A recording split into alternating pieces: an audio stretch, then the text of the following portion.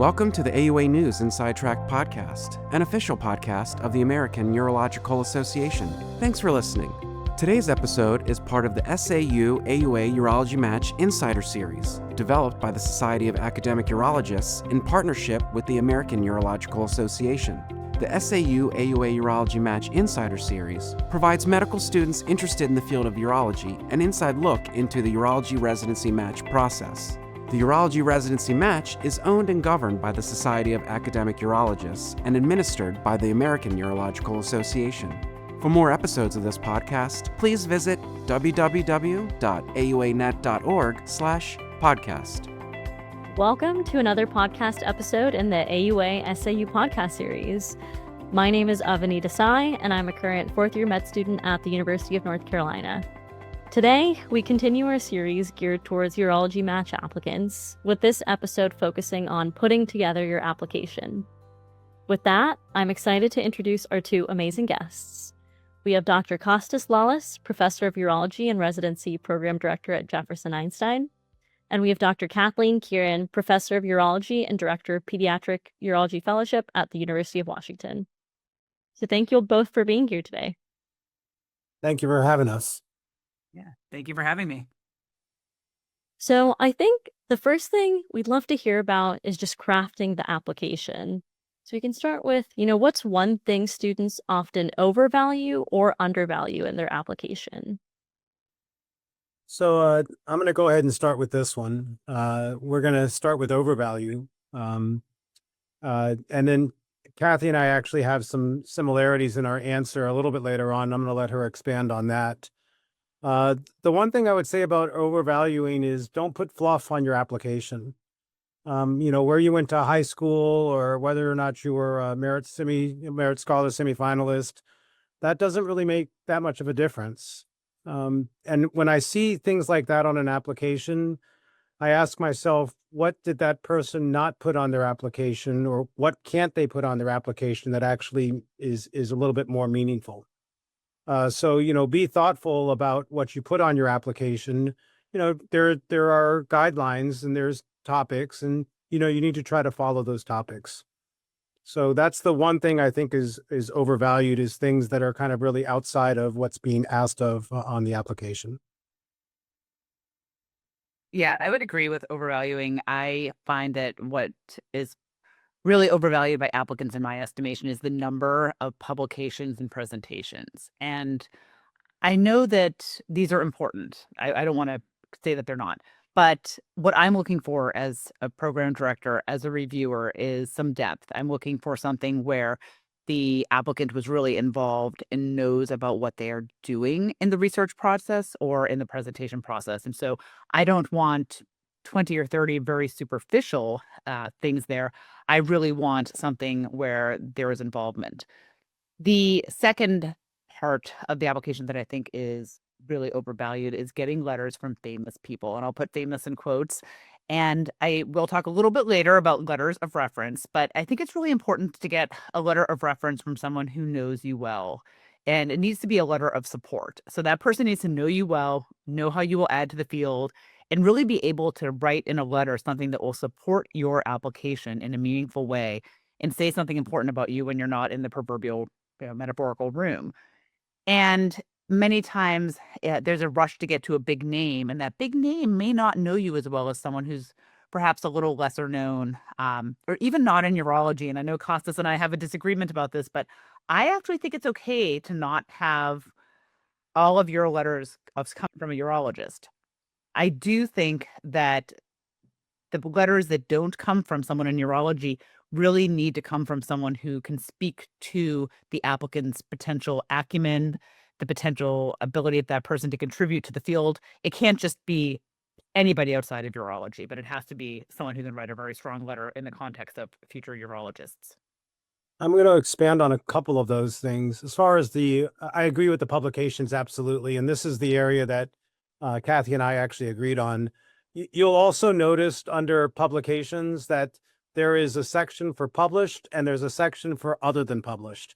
So if you have something that's submitted or in preparation or in review, put that in the correct column, right? So don't don't kind of put them all together trying to bolster the numbers there, because we're going to read through that. And, I mean, we want to actually appreciate what's actually true. And what's published actually has a PubMed ID. So you need to be, you need to be very careful about that. And, we're going to talk about letters of recommendation again. I don't want to be a hypocrite. When I talked to Kathy about this earlier, I think that getting letters from, famous people, quote unquote, famous people, is actually not a bad maneuver, especially if you're doing it on a away rotation at a place that has a big name. But I think that where Kathy and I agree as far as this goes is, if you're going to get a letter from that person needs to know you. Because if they write a generic letter about you and you can slip anybody else's name in there, that's going to shine through, and that's not really going to help you. And then in terms of undervaluing, I will say that what I feel that applicants really undervalue is how they can add to the field. There's such a pressure to present yourself well, that sometimes, as Costas alluded to, there's just pages and kind of gloms of information. I think it's so important to curate the presentation of that information in a way that tells a story, that gives the reader the idea of how this applicant can add to our field. We're really looking at selling yourself, right? And really, in a sea of qualified candidates, your application should tell me, why should I pick you? So people are sometimes afraid to stand out. And I know that that's always sort of that there's an undercurrent of fear of how far out of normal or the norm is too far, but you have to make yourself memorable because there's so many applications and so many qualified people. So for me, well, I think what's undervalued is the personal statement. And we're going to talk about this a little bit later as well. So I'm not going to spend a whole lot of time on this. Don't chat GPT this. This is really the section of the application where I'm going to learn things about you that are kind of beyond the numbers. And quite often when I interview somebody, I actually go back to that personal statement. I'm going to pull things out of there that I'm going to actually talk to them about. And it is a personal statement. It's about your person. So, you really need to be able to be very direct and very creative about how you describe yourself. Again, just as Kathy said, there are a sea of applications out there, and this is one of the ways that you can actually stand out. That is incredibly helpful insight. Thank you. I know that touches on key questions and misconceptions that many students have. So kind of in the same vein, how can students use the experiences section that we've been discussing to really communicate impact and who they are? This is another section that I think can really be overdone, and it can really be crowded in something that doesn't really need to be that crowded. You need to be very thoughtful about how you list these experiences. It's not about number, but it's about quality. And also, one of my pet peeves is try to avoid redundancy in this section. If you have a research project and you list that abstract poster in your publications, there's no need to also list this in your experiences section as a research project, unless the process of generating that project was particularly unusual. You really start to hit the law of limited returns when it comes to this section. So be careful about listing things that really make you stand out and that you're proud of and that you're ready to talk about. Things like, volunteer experiences, tutoring, whether or not you took a gap year. I think these are very meaningful things that can really come out in this experiences section. You want something that you want us to know about you, and again, that you can possibly talk about later if you're invited for an interview. So there's a saying that the way that you spend your time tells other people what your priorities might be. And again, it's incredibly important to curate the presentation of the data that is in your application so that it tells a story about who you are and how you're going to add to the field. So applicants really need to share specifically how their participation in certain experiences is aligned with their values, their priorities, their short and long-term goals. The experiences should look, in as much as possible, like it's a really curated selection of meaningful participation, not a 30,000-foot view superficial smattering where you went to a couple of meetings here and there. It should really tell people a lot about who you are. That makes a lot of sense. And I think curating the application is something that ties well into our next question here. I know you mentioned the personal statement before, Dr. Lallas, and as I'm sure you both know, that's something that many students find very daunting, and sort of wonder about how to fit this in with the rest of their experiences without just regurgitating their CV. So I guess regarding the personal statement, what makes one stand out in a pile to you? Yeah. So I can take that part first. So the personal statement, as was said already, it's a personal statement. It should really tell the reader what makes that applicant different. So almost every personal statement I read tells me how urology is a field that it involves quality of life, tells me how people can have longitudinal relationships with their patients. And, that's wonderful. And we know that. And tell me why those values are important to you as well. Don't just talk about the specialty itself. So some anchor point around which the personal statement is centered, a quote, a story, a vignette, that's really helpful to get my attention and to place the rest of the personal statement into context. Tell me what you have to offer the field, what the field might be missing, and how you might close that gap. Yeah, I mean, I've taken a 180 on the personal statement. I also used to think that, or I really thought at one point that you could only hurt yourself with a personal statement. So in other words, you just need to play it safe. But now I really think this is the section where you can express yourself and you can really help your application. You don't overthink it and try not to be esoteric with your writing because, again, we're supposed to learn about you as a person. This is not a writing contest also. It's a very personalized section of the application where we can learn about you beyond the numbers. As I mentioned, I will often use the personal statement to really generate talking points during the interview. So you need to use humor, use anecdotes, have fun with the section. Uh, One of the stories that I remember, from years and years ago, and I hesitated to say this because I don't want to give anybody hints, but somebody wrote a personal statement, but it was all about fly fishing. And it was, fascinating, and it was very personable. It was really well written. And that individual ended up matching in urology at our institution and was just a really great resident. And I kept on going back to that personal statement, throughout at the time, it was 6 years with us. And I could, I would bring it up to him. And it was just, again, a very personal thing that I can identify with that individual. That's really exciting to hear that, something we put in the personal statement can resonate not just at the time of application, but even throughout residency. Um, and so thank you both again for your advice about how we can better craft our applications. Switching gears to how you all evaluate strong applications. We're in this era of pass fail for several metrics. So how do you weigh some of these objective measures like step 2 grades or step 2 score, clerkship grades against qualitative aspects like letters, personal statement that we just discussed, and sort of activities that we just discussed? So I'm going to go ahead and start with this.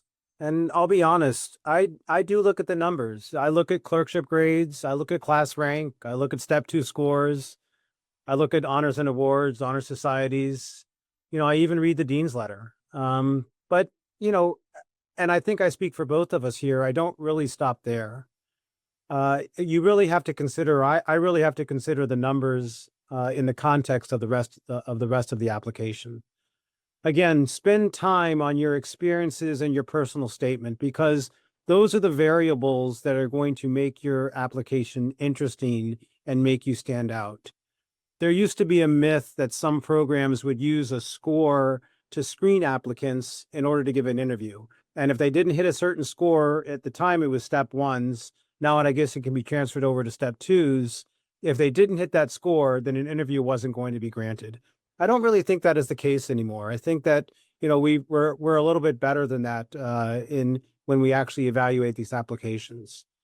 Also, you really need to choose wisely who's going to write your letters of recommendation. And I think we're going to get into this a little bit later on.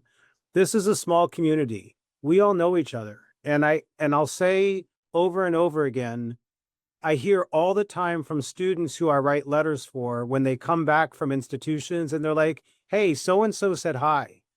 That happens a lot. Again, we know a lot of people because it's such a small community. and that recognition can be gold. Kathy and I do have a little bit of a disagreement on this. I personally think that there's not much value to having a letter of recommendation from a non-urology individual.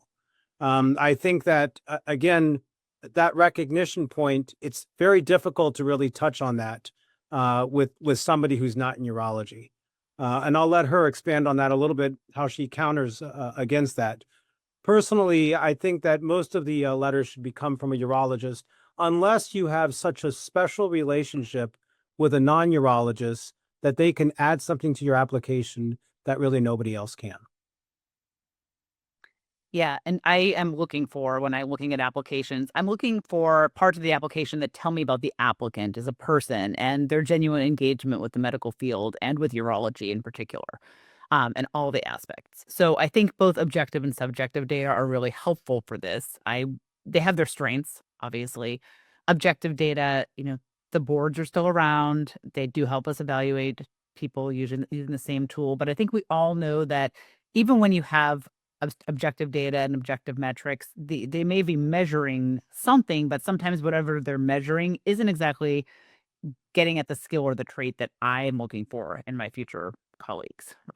So, for example, test scores reflect medical knowledge, but they also reflect test taking ability. And so it's not a perfect correlate. So even with objective rubrics, still some subjectivity to clerkship grades. So I look at all of these, but I look at them in the context of a very holistic review. And I think that most programs, the whole program looks at all of their applicants in terms of holistic review, and each person who's reviewing applications looks at applications very holistically also. I'd like to look at letters of support, the personal statement, the experiences. Again, does this applicant have a brand? Do they have something cohesive that they're presenting?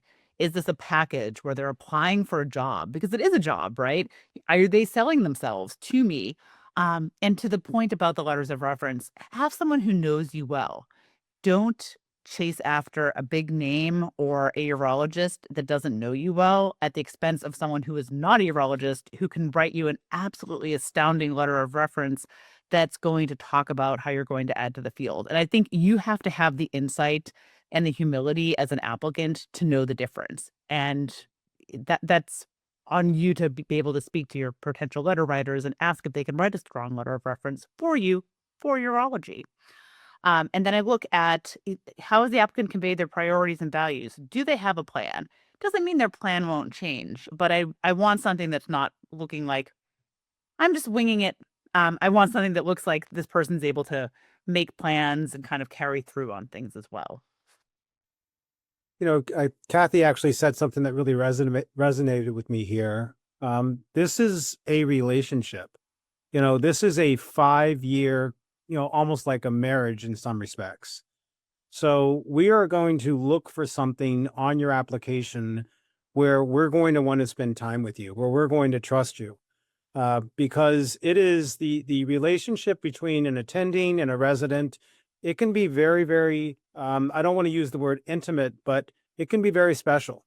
So that's what we look for on these applications. Again, that really is a resounding point to me. That makes a lot of sense. And I know you both mentioned how the subjective or qualitative aspects of the application can make a candidate stand out.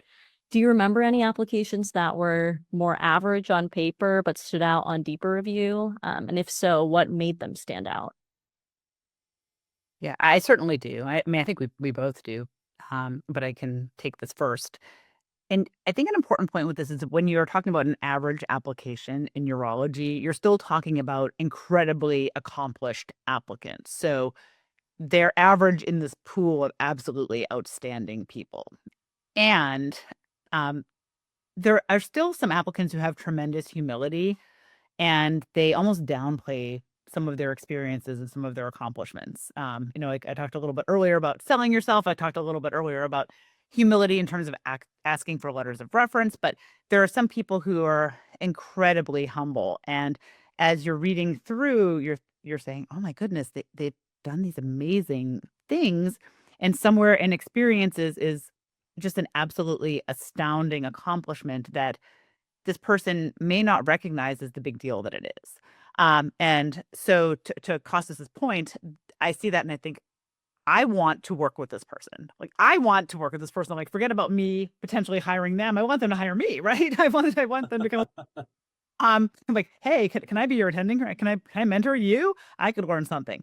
So maybe there's someone who's had some struggles, maybe a poor step score, maybe a poor clerkship grade. Maybe that person otherwise wouldn't stand out in some way. But then there's something in that personal statement that's that nugget of, I'm an amazing person who's going to fill in that missing puzzle piece of what your program needs, what urology needs, what, medicine in general needs. And that's the person that I want to invite for an interview. And we'll get to know a little bit better and talk to them about maybe their personal statement, that part of their application. So I'm looking for somebody who gets me excited to say, again, like, I want to work with you. I think that you'd be an outstanding future colleague, if not in our program, than just in the field in general. I want to see you at the AUA every year. Right. So, my answer to this is that at this point in the podcast, you can really answer this for me. Personal statement, experiences, letters of recommendation. Again, when Kathy talks, it always brings up little nuggets in my mind of how I've seen things over the years. I've received letters of recommendations on individuals who say actually in the letter, I don't think you understand the person sitting across from you. Because they're so modest or because they're so humble or what have you, let me spell this out, what this person is. These are the things that can individualize you. I've received that statement no less than 10 times over the years. And it's special when I see something like that, because that tells me this person writing this letter of recommendation actually knows this individual. And I absolutely agree with Kathy. I've seen more duds with scores, like step 2 scores or step 1 scores at the time in the 270s than I've seen great residents who had scores in the low 200s. We're very good about that. We look at the entire application. We're not just looking at scores. So I do have some residents who scored low on their step scores, and in the end, doesn't really seem to make that much of a difference. So I am looking at the entire package. And if I think this is somebody who, like Kathy said very eloquently, who's going to fit that puzzle, piece, that's the individual that I actually want. That's really exciting and motivating to hear. So I guess the last question for this kind of section on evaluating strong applications kind of ties into everything we've talked about. So if you have anything additional to add, that would be amazing. But when reviewing applicants, I guess what's one thing that makes someone go from a maybe to a yes for an interview invitation? And when we answer this, we're actually going to take a twist on it as well, because we're also going to comment on what takes a maybe and goes to a no on an interview invite. Go ahead. So I'll start with the yes. It's someone who really makes me laugh. Usually it's in the personal statement. Again, a great letter of recommendation from an individual who clearly knows themselves and has the confidence to actually put it on paper.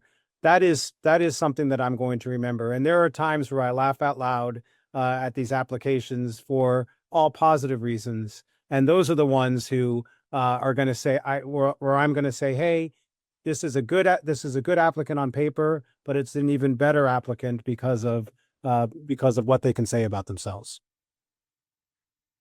Yeah. And I think that my answer is probably similar to the last one I gave. It's probably the same kind of set of criteria that moves you from being average to being a standout. But there's something in that application that speaks to me, something that tells me that the candidate is someone that I want as a future colleague, that's someone that I would entrust my family members' care to, someone I can trust with my patients. And so, it's not really one thing. I'll be honest, it's not ever really one thing. It's more of just a gestalt of, this is a quality person that I want to have in my field and working with me. And I think, again, going back to, that's why the application needs to tell a story and really be carefully curated. It should tell you, as a reader, why this person is such a superstar. So Kathy, I'll put you on the spot. What turns an application into a no? Oh, and no. All right. I'll tell you, there are a few absolute just no's for me. So one, in anything where they're rude to other people. I mean, it's very rare that you will see this, but there is the rare applicant where there will be a comment about how they were perhaps unkind to nurses or the admin staff or patients. And usually it's something very subtle, like they were rude to one of the administrative assistants or something like that, and that's an absolute no-go. I'll just stop there. That's a no. Okay. And the other thing is just any question of integrity that if that ever comes up, if it seems like anything has been embellished on the personal statement, on the application as a whole, we have occasionally seen people who have said that something was in the process of being published when it was not. For example, rarely there's cases of people who say that they have completed degrees and coursework that they have not completed. And fortunately, those people are rare, but that's an absolute no-go as well. And I think the third thing is really, and this is my personal thing. It's maybe not a complete no, but proofread your application. Spelling errors, grammar errors. Full disclosure, I typed out my answers to this and I just realized I have a spelling error in here. Read carefully because sometimes the spelling error makes the word another word.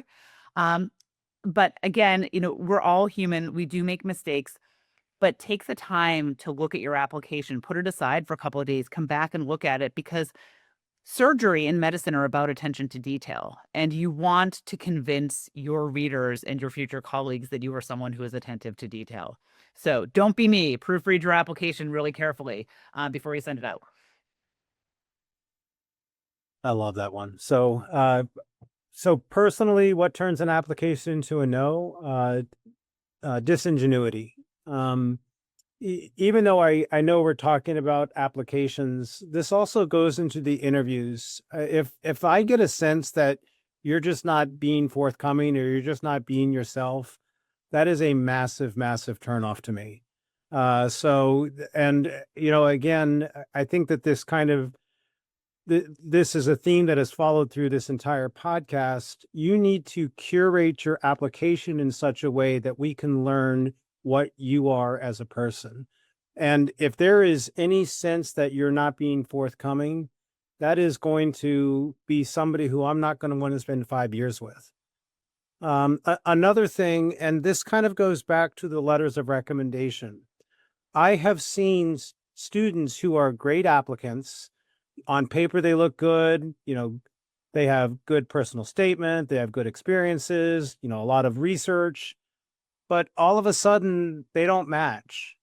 You have to be very careful about who writes your letters of recommendation, because I've seen questionable things mentioned in a letter of recommendation. And again, you're not supposed to be able to read this, and somebody can actually say something about you, which is very questionable. And in a sea of however many hundreds of applications, if there's something that questions something about you, then that is going to turn a maybe into a no.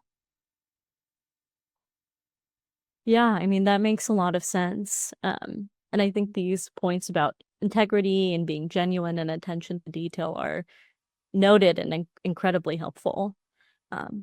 So wrapping things up with just some final takeaways, what is one myth that each of you wants to debunk about the urology application process? So I will take this and then I'll give Costas the last word. And I'm going to give you two myths because I think they're both important. But the first one is that applicants often think that they have little to no agency in this process. And I want to really emphasize the fact that as an applicant, you are interviewing programs and you are interviewing colleagues, that it's so important that you recognize that you're selecting them as much as they are selecting you. So again, be thoughtful about how you present yourself on paper. Be thoughtful about how you allocate your tokens when you select the programs that will get tokens. Be very careful, again, with how you interact with everyone during interview days.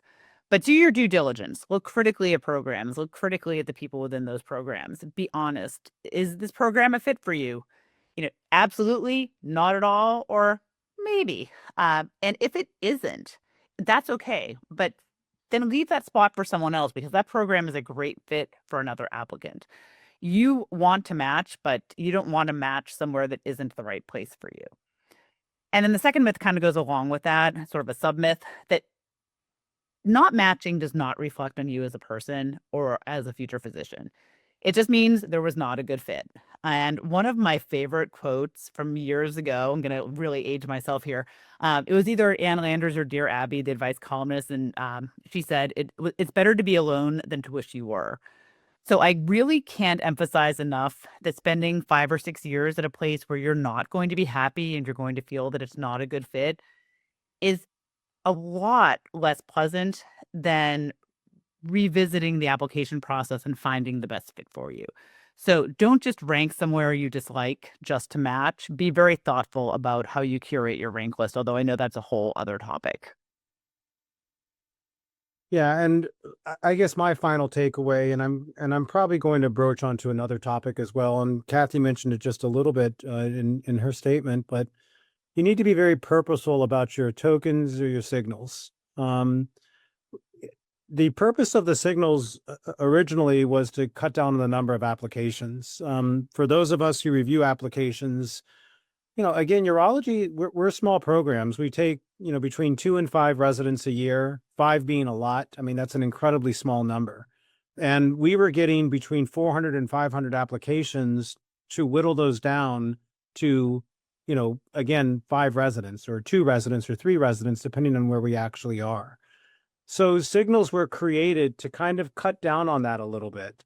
And truth be told, a lot of us are only going to interview individuals who send us a signal. So with that in mind, you have to be very, very deliberate about how you send out your signals. Don't shoot the moon with your signals. Don't over signal, like, if that's a word, but don't overthink where you actually lie within the pecking order. If you didn't do well, or academically you haven't done well, you don't think your application is up to snuff, don't apply to all of the top programs. You need to apply to programs which are more appropriate for you.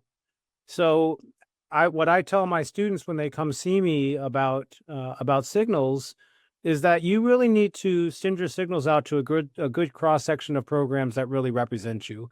Some that are a reach, some that are a little bit more safe, and those are kind of in that Goldilocks type of area.